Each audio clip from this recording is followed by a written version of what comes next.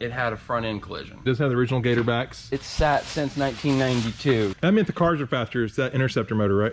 The new old stock GT40 tubular. I know a guy that rebuilds rear ends. His name's Fisherman John. Hello and welcome to Gearhead 704. I'm Matt, and today we are finally not talking about my SSP project, which is still ongoing.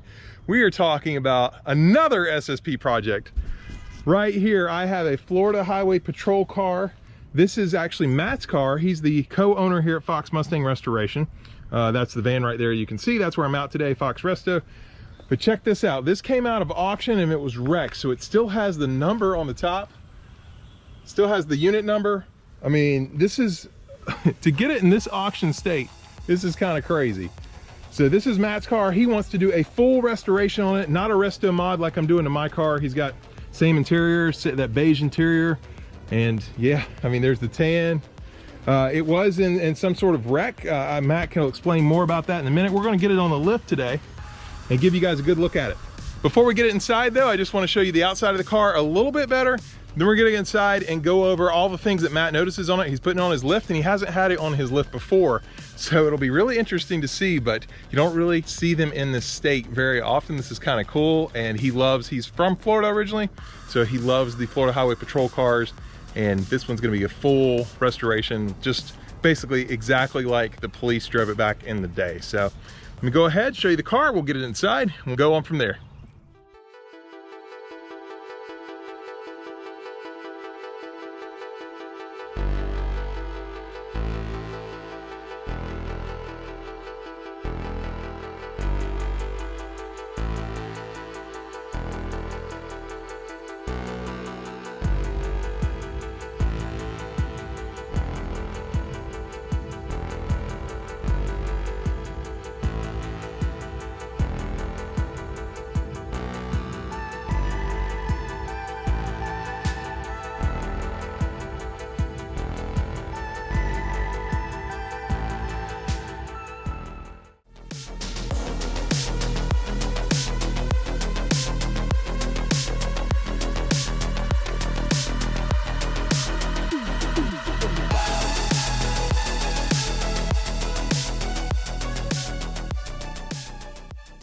Okay guys, we got the FHP in here, and I know probably the biggest question you guys are first wanting to know is why are the fenders missing?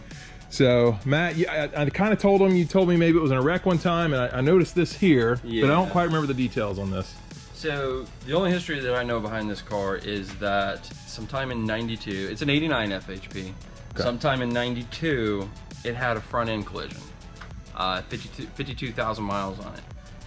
The best that I can determine is that FHP started repairing it. You can see a weld here to where they sectioned that. You can see over here to where they've re-welded a bunch of this to where they've actually taken and so they cut it off, right? Yeah, they cut this portion and cut this portion, removed it all, and then took one out of another Mustang they had and welded it in. Okay. They got that far and then they just stopped. I don't know why they stopped. All that I know is that they started repairing it and then they gave up on it. So it still has the 52,000 miles on it and never drove after that? Correct. It still has the 52,000 miles. It has not been registered since the FHP owned it. Okay. So yeah, so this is my FHP that I bought, and I will be doing a 100% restoration. A full restoration. Back to service condition. Yeah, like the cops drove it around basically. Exactly. Or the highway patrol. With all the equipment and everything. That's awesome. Yeah, and I would love to know the history behind this car. That's very difficult to find. So if anybody out there has an idea of, you know, an 89 Mustang FHP that was wrecked in 92. Yeah, we got the unit number, right? It's unit 0122. Yep, unit number's still on the roof. Okay, yep, and I got that. So yeah, if you guys do know anything about this car, leave it down in the comments below. That would be so cool to know if someone's watching that. Who knows? So if you guys do happen to know about this car, please let us know down in the comments below. Matt's very curious, but like you said, he's doing a full restoration, and you've never looked underneath the car, right? This will be the first time? Yeah, I've never had it up on the rack. I know it's got some parts that are just floating around in it. I think some of them are doubles. I'm not sure what's in there. We'll pop the trunk and just kind of see what's up with it, put it up in the air, see if it's got the original mufflers on it. Who knows? It's got its original VR60. I was gonna say, I noticed the, it does have the original gator backs, and I did notice it's got the Less Tech alternator, right? No, actually not. Oh, it's not? Not a less tech? This is I think one of the 3Gs or 100 amp alternators. Okay. That one's an aftermarket. You can see at some point they tried to get that alternator working by jumping the regulator plug here. Oh, But so it's missing that, unfortunately. It's got the date coded spark plug. There we go, wires, 1989. So yeah. You guys can see those date coded spark plug wires there. Cool, and it's got the blue hoses. So Yep. I guess get it up in the air. Yeah, or we can get it up in the air or check out what's inside. Yeah, let's take a look inside. It's got a lot of the original interior.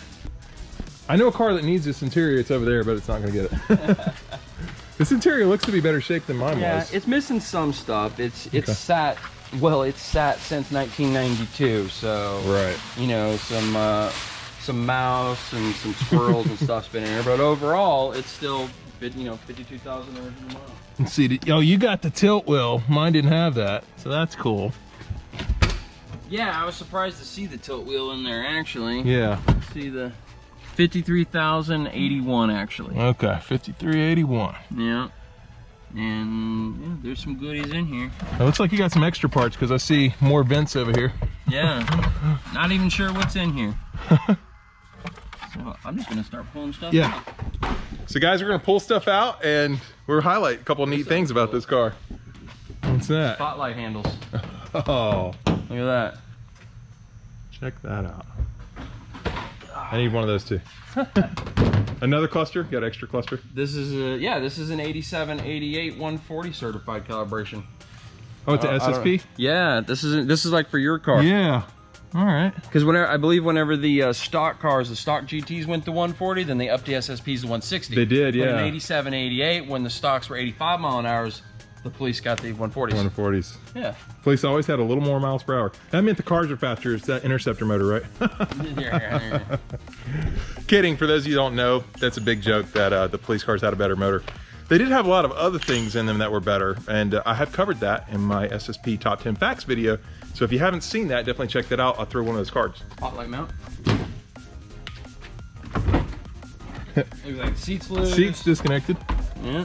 Well, here, I'll just pull that out.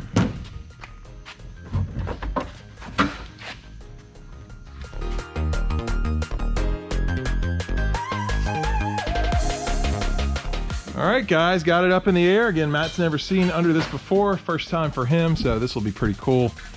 Already noticed we've got the radiator core support is bent, so he's probably gonna replace that. Yeah, well, you can see right here is where they sectioned it. So this is off of another car, so this dent was probably from a completely different accident.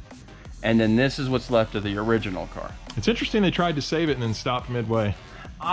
My guess is, I've heard that Florida retires the cars at about 60,000 miles. I don't know how true that is, but that's what I was told. If that's the case, then my guess is they started repairing it, it got close to ordering another car, and they just figured go ahead and retire it because it's close enough to retirement Yeah, mileage. 53, close Yeah, I may enough. be wrong on the mileage, but that's my guess. That would make sense.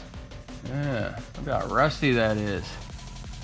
The pulleys and stuff, but the body of the car looks great so far. Oh, no.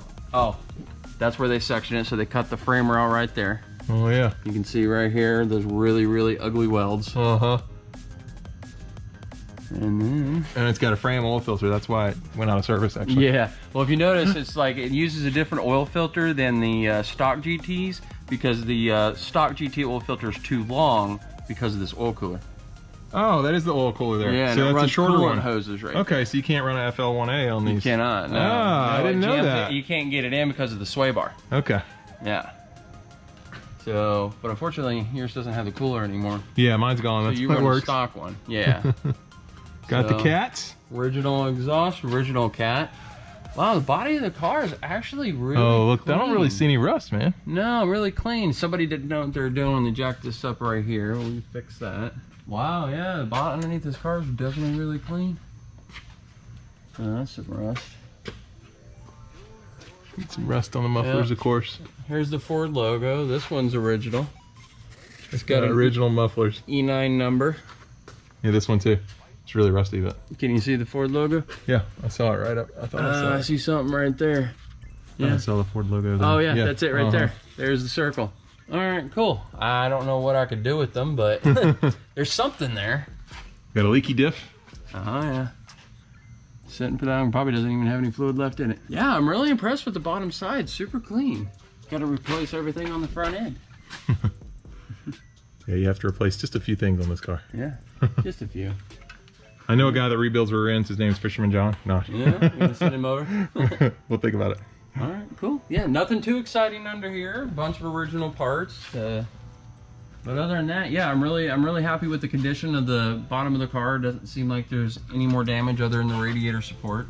So I'll probably do this entire driver's side frame rail from the firewall forward, and I'll probably take it out of a used car. So in the used car, I'll separate from the firewall the frame rail and then over to the right frame rail and the radiator support. I'll separate those at spot welds, do the same thing on this car, and then re-weld them back on to like factory type spot welds and stuff. Really? Okay. Yeah. You can go the extra mile on this car. That's pretty cool. Oh, absolutely. Yeah. This would be my car that'll be getting a bunch of, this would be one of my cars that get a bunch of NOS parts. That's new old stock for those of you guys that don't know. Rare stuff. Yeah, which I didn't know. In fact, he recently got, it's not gonna go on this car because it's, you know, he's keeping this car all original, but he did get a brand new GT40 tubular intake, which I might throw in and show you guys. That thing's pretty cool. Yeah. Never been used. That's the cool part about it. Yeah. So, but yeah, as far as the car, we're gonna have it back on the channel. We're gonna try to document as much as we can here on Gearhead 704 of you rebuilding this.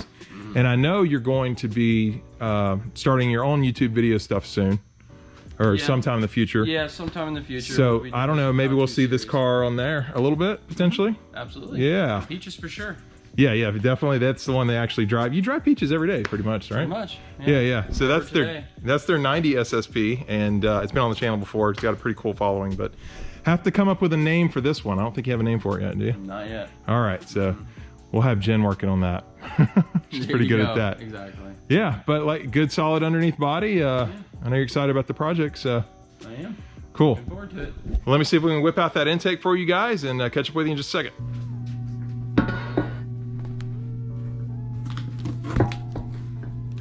All right, guys, like I said, a new old stock GT40 tubular. You can see the Ford Motorsports performance box here.